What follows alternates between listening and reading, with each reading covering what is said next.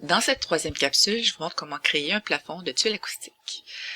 Donc, si on revient à notre plafond réfléchi, on va se cibler une autre zone.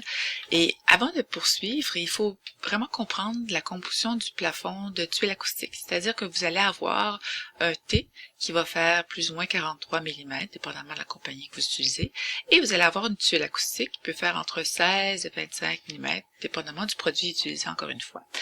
Ce qui est important de bien saisir, c'est que la tuile est imbriquée à l'intérieur de la hauteur du T.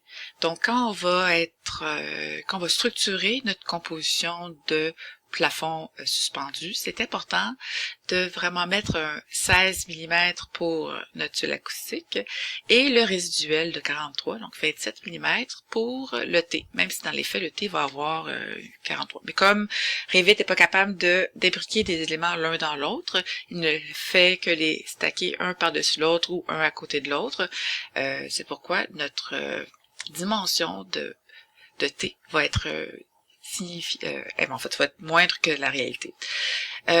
Donc, si on revient dans notre plafond, on va pouvoir aller lancer la commande plafond, donc architecture, plafond.